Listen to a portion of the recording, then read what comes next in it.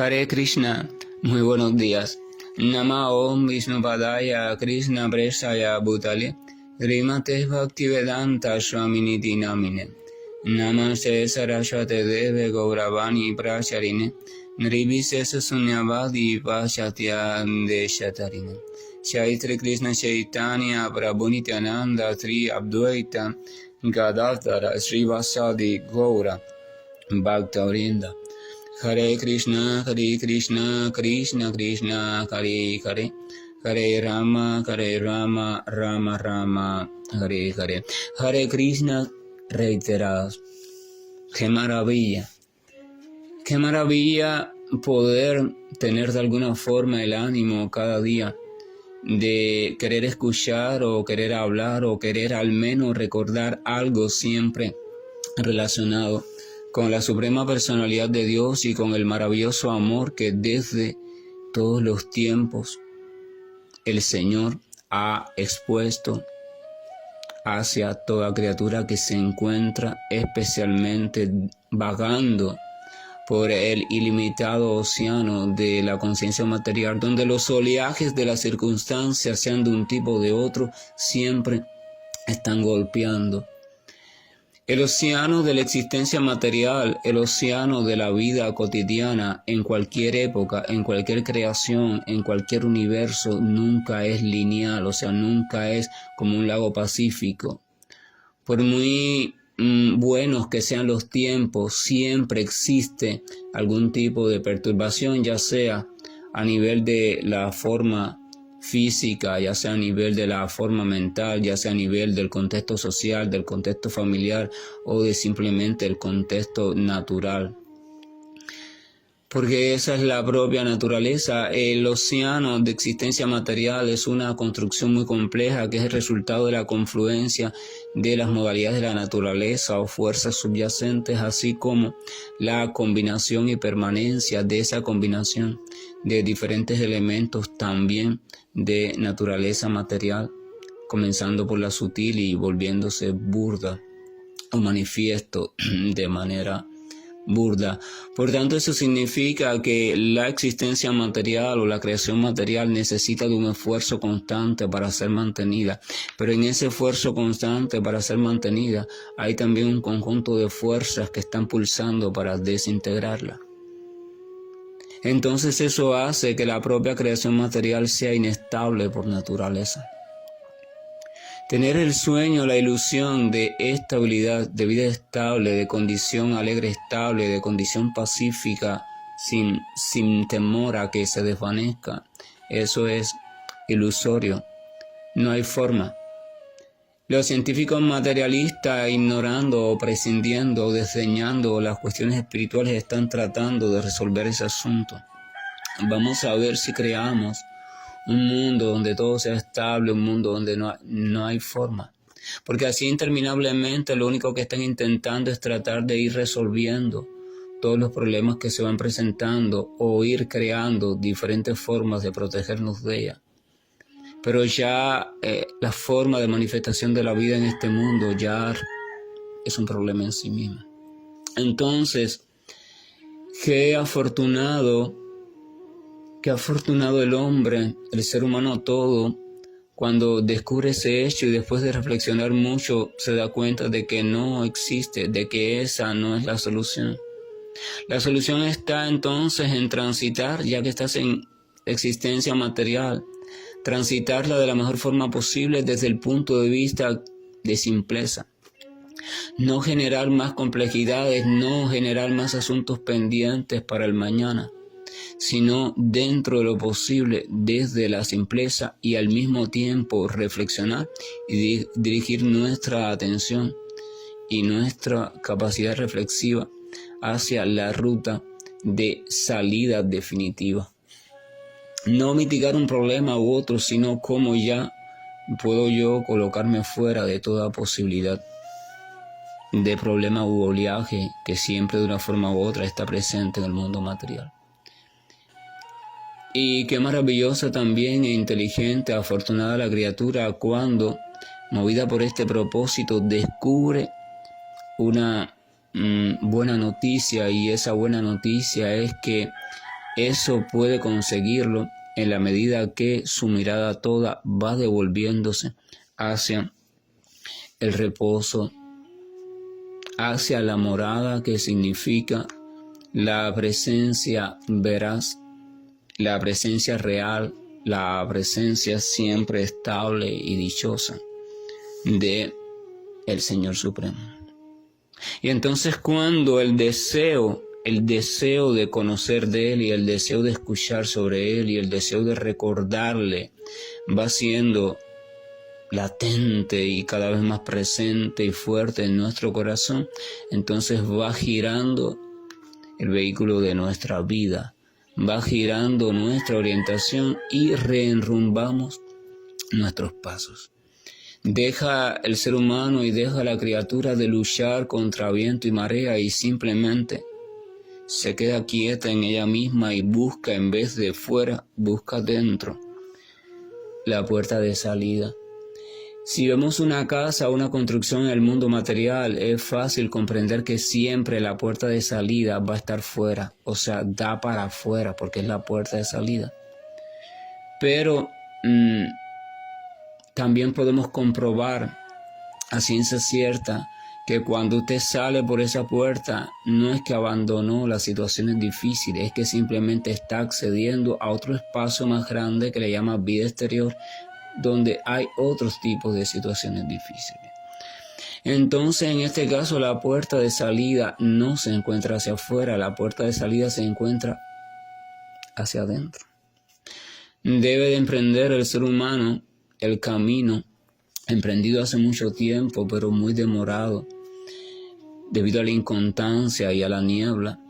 Debe de emprender el camino hacia sí mismo y salir por la puerta de la comprensión de sí mismo, de la experimentación de sí mismo, para entonces acceder a un espacio mayor, que es el espacio de la conciencia espiritual, que es el espacio del reino genuino del Señor Supremo o del reino de Dios. A no ser que se encamine en ese rumbo la criatura,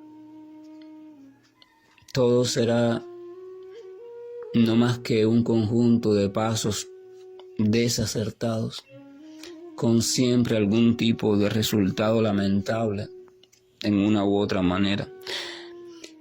Entonces continuemos escuchando sobre el Srimad Bhagavatam, continuemos escuchando sobre palabras y textos, sobre vibraciones sonoras que puedan de algún modo despertar nuestra dormida mente y activar nuestra vieja inteligencia, que lleva tanto tiempo allí inactiva,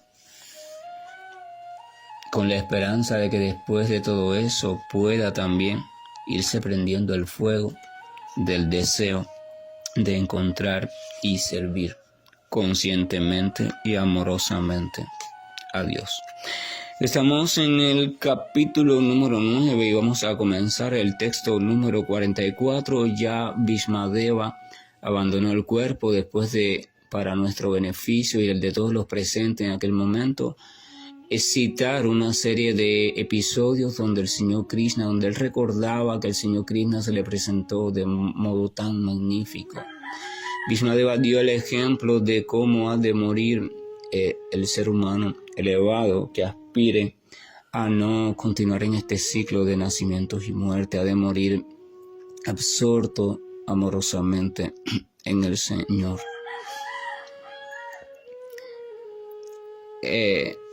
Hay algo muy interesante porque, por ejemplo, sea cual sea la condición de la criatura, si logra absorberse en el Señor por un motivo u otro, entonces de seguro alcanza la liberación, aunque no el mismo destino.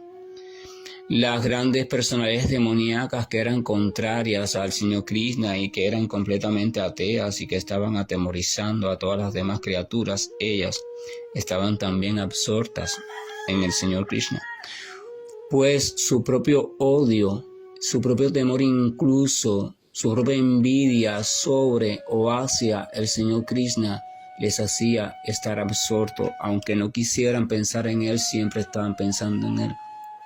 Cuando usted siente un temor muy grande hacia algo usted va a llegar un momento en que cuando ese temor lo invade por completo, usted siempre está a la expectativa de encontrarse con ese algo. A veces, por ejemplo, acá voy a poner el caso más común. Una persona, vamos a suponer que le tiene miedo a las ranas. Muchas personas le tienen miedo a las ranas. Entonces usted la ve que cuando ya es, acá en Cuba por lo menos, cuando ya es de noche y mayor humedad, y si hay lluvia, más todavía, esa persona, si sale al patio, al jardín, o anda dentro de la casa, en el baño, en lo que sea, siempre está al pendiente de que si se encuentra una rana. La rana siempre está presente en su mente. Ella siempre tiene miedo de encontrarse una rana. Y si acaso escucha el croar de una rana, aunque se escuche muy lejos, ya su miedo aumenta. Cuando le está sucediendo eso, ¿qué está pasando con su mente? Su mente ya no puede pensar en nada más. Solamente está pensando en la rana. ¿Dónde estará? ¿Estará cerca? ¿Y si me salta para arriba? No, ¿qué va? O sea, no puede. Entonces va de manera involuntaria y sin saberlo, comienza a hacer meditación.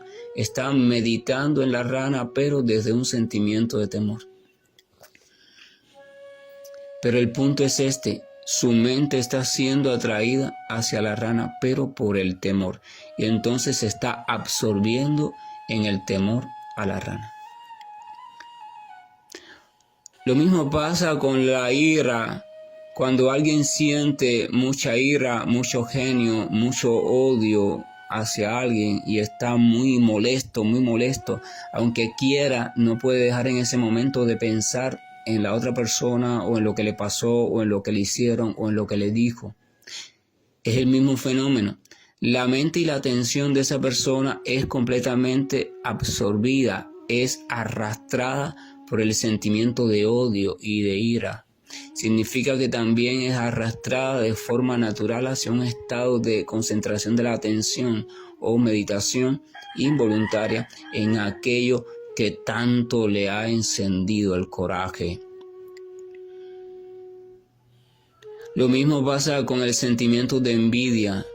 El sentimiento de envidia, entendido como aquella cuestión maliciosa o aquel deseo irresistible que alguien siente de estar en una situación que es ajena en la situación del otro, de poseer su casa o poseer su auto o poseer su trabajo o poseer la cantidad de dinero que el otro tiene, o que le pasen las mismas cosas que le pasan al otro.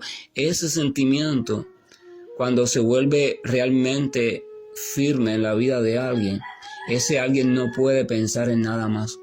Porque la envidia hace que su mente siempre esté pensando en lo que está envidiando, en lo que está queriendo, en lo que... O sea, el mismo fenómeno. La atención es arrastrada hacia el objeto envidiable. La mente es arrastrada, entonces ya no puede ser creativo, no puede pensar, no puede estar en calma, no puede reír, porque está sufriendo de que no tiene aquello que el otro tiene. Y está deseando tenerlo a toda costa. No puede ser feliz nunca. Pero el punto es este. O sea, hay muchas maneras no favorables que son degradantes en que la criatura puede absorberse en algo. Ahora, ¿qué pasa? En todo sentido, esos tipos de absorción son negativos. En todo sentido, excepto cuando el objeto de atención, el objeto envidiable, cuando el objeto que te da temor, cuando el objeto que te da ira es el Señor Supremo. Centrarse en la figura del Señor Supremo es favorable incluso cuando lo que nos lleva a ello es el miedo, la ira, la envidia. Las grandes personalidades demoníacas, como Kansa, por ejemplo, tenían terror de Krishna, porque la predicción decía de que Krishna lo iba a matar, y él creía en la predicción. Entonces él tenía temor, y por eso en cuanto el niño naciera, que él supiera que naciera, él quería matar al niño para que el niño no creciera y no lo matara a él. Ese es el temor. Pero nunca pudo hacerlo, entonces el temor siempre estaba latente en su mente, siempre estaba temeroso de que en cualquier momento Krishna llegara y lo matara. O sea, él estaba siempre pensando en Krishna, por temor, pero siempre pensando en Krishna. La cuestión es esta. Ese pensar en Krishna te va creando lazos hacia ese objeto de pensamiento. Pero el objeto de pensamiento en este caso, aunque es negativo para ti desde tu interpretación, es lo más puro que existe porque es Krishna, es Dios. Entonces, sin tú darte cuenta, te va preparando para la liberación. A tal punto que cuando Kamsa y las otras personalidades demoníacas también fueron matadas por el Señor en el campo de batalla y en otros lugares, entonces automáticamente alcanzaron la liberación. Automáticamente alcanzaron la liberación. Abandonaron su cuerpo material y alcanzaron la liberación. ¿Por qué? Porque la muerte les llegó estando absortos en el Señor. No interesa el motivo, no interesa si era por miedo, por genio, por envidia. Lo que interesa es que estaban absortos, lograron estar absortos en el Señor. Hay una historia muy hermosa, la veremos después también en el Srimad Bhagavatam más adelante, la historia de los porteros de Vaikunta, del reino celestial, conocidos como Jaya y Vijaya en sánscrito. Jaya y Vijaya, dos hermanos gemelos que están custodiando una determinada puerta en el espacio conocido como Vaikunta. Y entonces cuando los Kumaras en sus estados meditativos y desde su postura de pureza fueron accediendo cada vez más a un nivel más profundo de conciencia, llegó un momento en que los Kumaras trascendieron la frontera de la conciencia material y comenzaron a atravesar el Brahmayoti o el Brahman deslumbrante y fueron accediendo a Vaikunta. O sea, un espacio completamente espiritual, pero que a diferencia del Brahman espiritual está lleno de variedad, lleno de paisajes, de colores, de variedad, de formas, de vida constante. Y ellos estaban explorando y fueron cruzando por diferentes portones y espacios, o sea, de un nivel a otro. Pero cuando fueron a cruzar de un nivel determinado a otro, habían dos porteros y estos porteros los detuvieron. ¿Para dónde ustedes van? Aquí no se puede pasar. Y entonces los Kumaras, encabezados por Sanatana Kumara, sintieron mucha ira. Pero ¿y estos quiénes son que nos están impidiendo pasar? Si se supone que este es el reino de Dios y nosotros somos adoradores del Señor y queremos verlo, queremos encontrarle, entonces ¿cómo es posible que alguien nos lo impida? ¿Quién se atrevería a negarle a otra criatura a encontrarse con Dios? Sin lugar a duda, ustedes todavía están contaminados, le dijeron los Kumaras a Jaya Vijaya.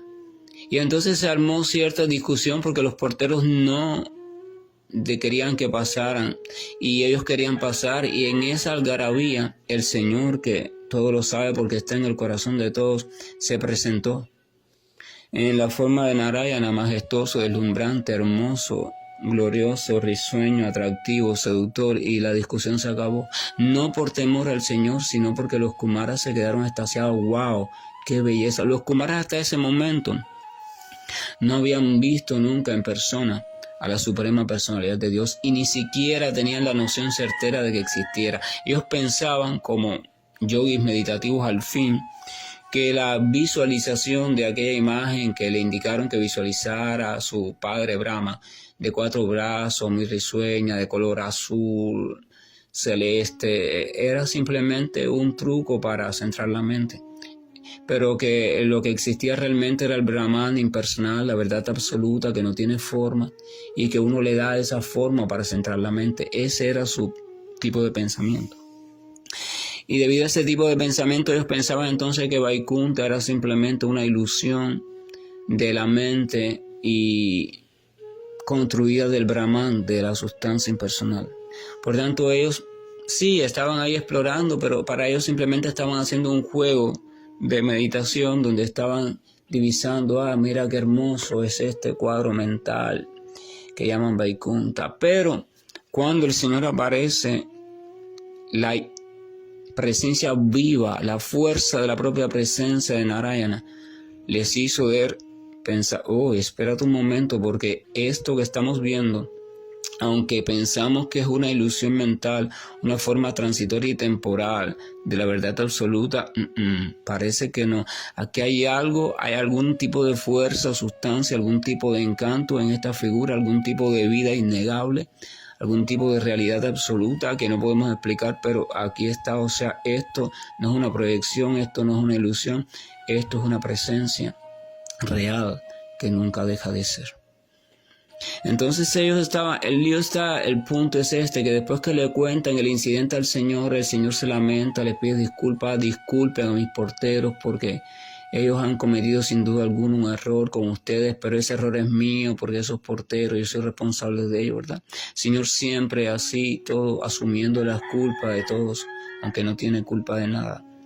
Y entonces, pero ya para entonces, los Kumaras, que eran brahmanas expertos, conocedores de la ciencia brahmínica, de lo sutil, habían maldecido a los porteros. O sea, le habían dicho, ustedes merecen degradarse, ustedes merecen pasar por determinados estilos de vida inferiores, para que de esa forma aprendan a no impedir a nadie que se encuentre con el Señor Supremo.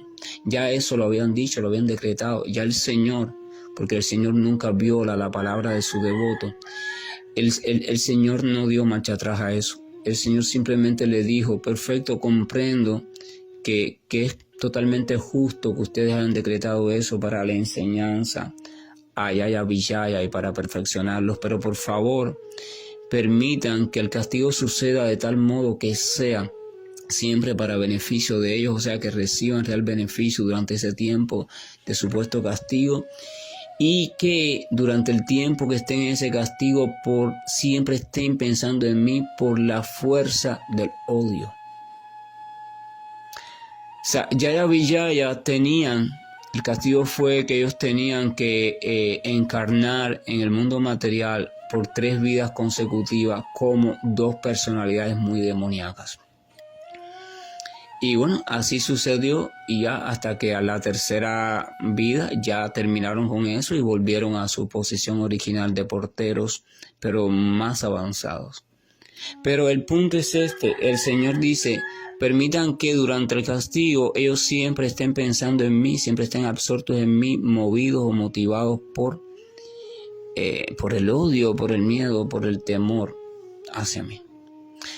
Entonces estas personalidades demoníacas en sus 3 vidas siempre estaban buscando cómo destruir al Señor en cualquiera de sus manifestaciones. O sea, mediante esa aptitud, entonces esas criaturas, se dice, siempre estaban pensando en el Señor Narayana, el Señor Supremo, cuya forma es maravillosamente hermosa, incomparablemente hermosa, superada únicamente por la forma original de Krishna, de quien se dice no tiene comparación en hermosura y en atractivo.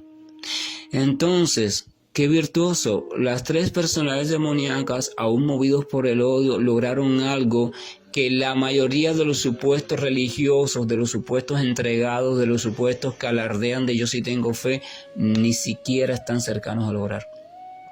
Y sin embargo es la perfección de la vida, el hecho de tener siempre presente a la suprema personalidad de Dios. No interesa, repito, que si la tenían presente por temor o porque la odiaban, no interesa. El Señor es absoluto, no hay cuestión de temor o atracción, lo importante es que estés en contacto con Él, que vuelvas a su presencia, movido por lo que sea, por el interés material, por el interés de lujo, por el deseo de placer, por el temor, por lo que sea, o por conocimiento y amor puro. El punto es que si lo logras hacer, si logras situar a la presencia del Señor en tu vida constantemente, entonces estás garantizando la liberación. Claro, el estado que accedes cuando esa liberación ocurre después de la muerte no es el mismo para todos. Va a depender ya de qué fue aquello que te movió a estar siempre absorto en el Señor. En el caso de las personalidades demoníacas, acceden a la liberación, pero en la mayoría de ellos, excepto Yaya Vijaya, en la mayoría de ellos se quedan fundidos en el Brahman, en el Supremo. Esa es la cuestión más maravillosa de la vida y esa es la comprensión más profunda también. La única cosa que es realmente virtuosa, que es realmente maravillosa, que es realmente favorable en todos los universos materiales, en todo el plano de existencia de conciencia material y en cualquiera de los tiempos que se quiera uno remontar en el pasado y en el futuro, es la siguiente: dedicar y orientar mi vida de un modo tal que yo tenga la fortuna de poder estar cada vez más centrado, absorto, dirigido hacia la figura, existencia y la presencia de aquel a quien llaman y nombran con toda propiedad la suprema personalidad de Dios. Que la gracia y el amor de nuestro Señor nos acompañe y su siempre inmensa misericordia se apiade de nosotros y nos permita de algún modo irnos empujando hacia su figura. Ir empujando nuestra mente, nuestra inteligencia, nuestros deseos, todo hacia su figura.